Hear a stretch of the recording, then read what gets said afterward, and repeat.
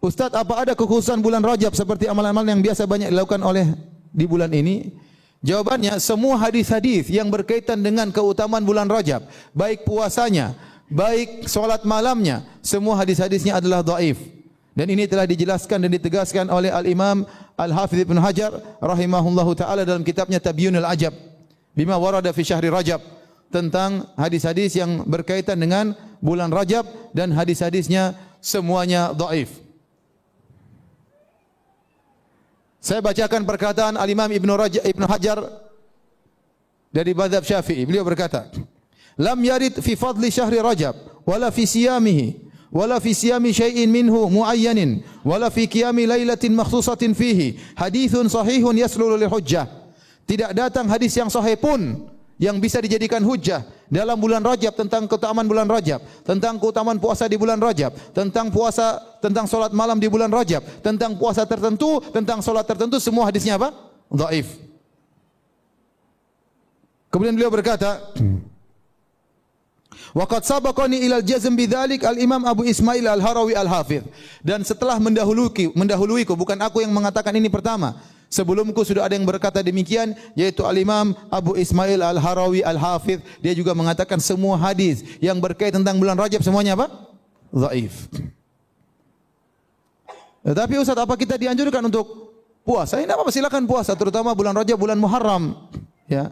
Kata Nabi SAW, afdalus siyami ba'da Ramadan syahrullahil Muharram. Sebaik-baik puasa setelah puasa di bulan Ramadan adalah puasa di bulan Muharram. Nah, bulan Muharram ini ada yang mengatakan maksudnya memang bulan Muharram, ada yang mengatakan Asyhurul Hurum, yaitu bulan-bulan haram. Dan bulan-bulan haram adalah Rajab, Dzulqa'dah, Dzulhijjah, Muharram. 4 bulan ini dianjurkan untuk apa? Berpuasa. Di antaranya bulan Rajab.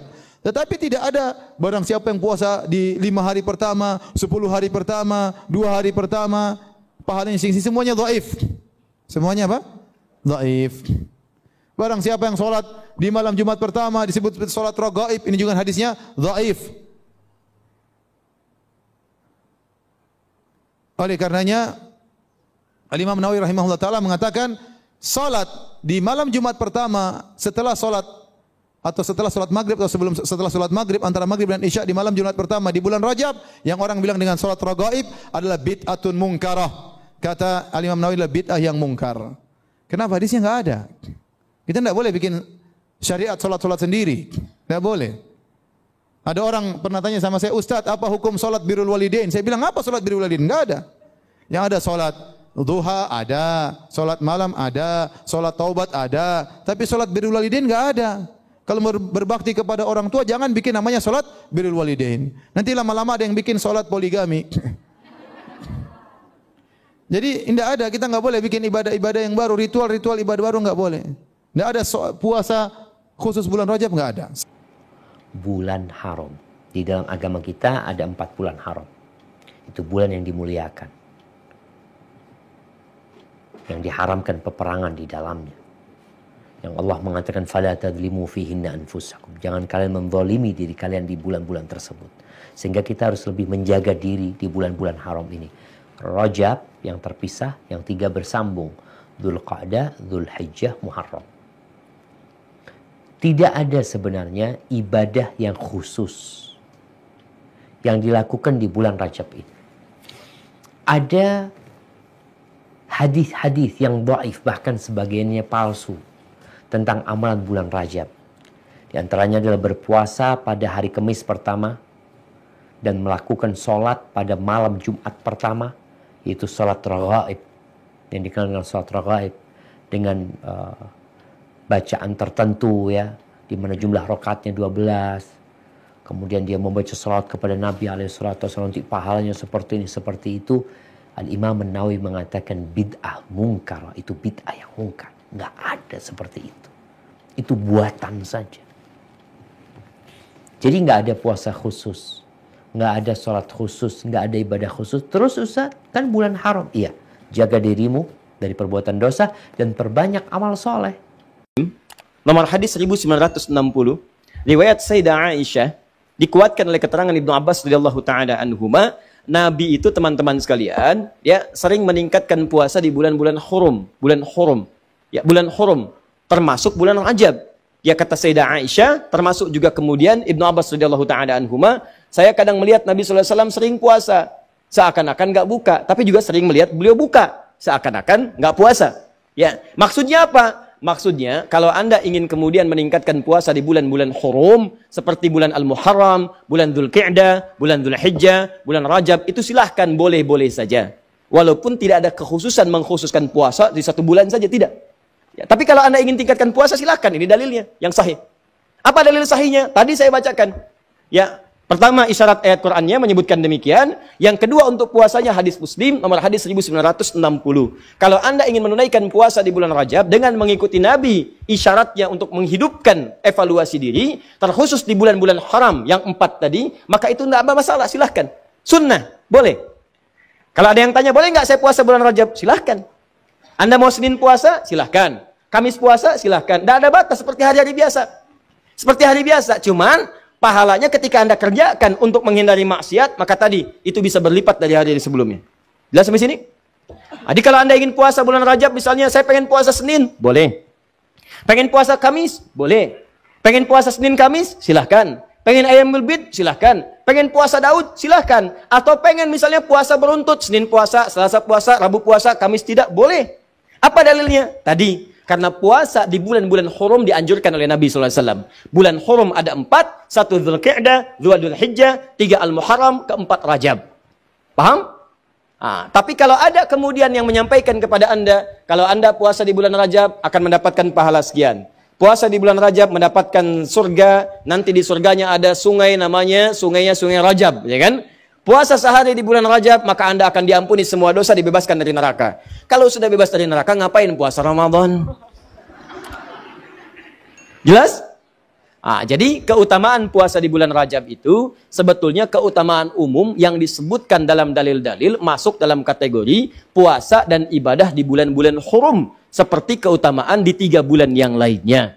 Tidak ada amalan-amalan khusus misalnya yang hadis-hadisnya menunjuk keistimewaannya. Tapi kalau Anda kerjakan, silahkan saja kerjakan dengan niat mengerjakan amalan-amalan rutinitas seperti yang lainnya. Dan pahala Allah berikan kepada Anda. Contoh, Anda pengen sholat malam, silahkan sholat malam.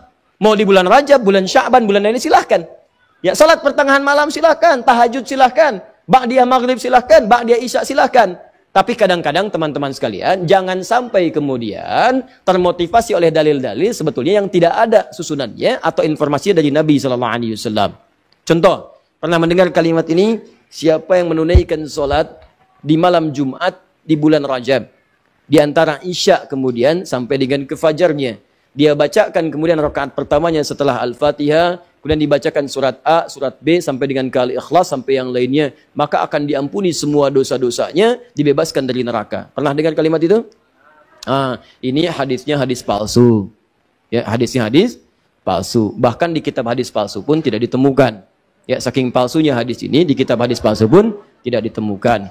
Pernah dengar hadis ini? Inna fil jannati baban yuqalu Rajab. Di surga itu ada satu pintu, satu sungai. Nama sungainya Sungai Rajab. Siapa yang bisa puasa sehari di bulan Rajab, maka dia akan mendapatkan kenikmatan surga di situ dengan air minum dari Sungai Rajab. Pernah dengar?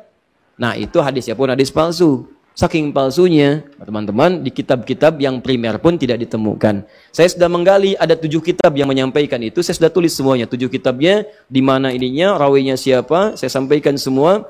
Ini ada At-Tashi Ashar al-Masyhur Baghdadiyah, pengarangnya Abu Tahir As-Salafi, Fadailu Syahr Rajab Al-Hasan ibn Muhammad Al-Khilal, Fadl Rajab Abul Qasim ibn Asakir, Al-Amali Al-Khamisiyah karangan Yahya bin Al-Husain Al-Syajari, Al-Jurjani, Syu'abul Iman karangan Al-Baihaqi, At-Tadwin fi Akhbari Qazwain karangan Abdul Karim Ar-Rafi'i, Fadailul Awqat karangan Al-Baihaqi. Semuanya dicantumkan untuk menginformasikan pada kita hadisnya maudhu, palsu, paling minimal dhaif. Jadi dituliskan itu untuk kasih informasi. Ini hadisnya dhaif ya. Ya, hadisnya palsu, jangan dipakai sebagai rujukan. Bukan dituliskan untuk menginformasikan pada kita itu amalan, jelas.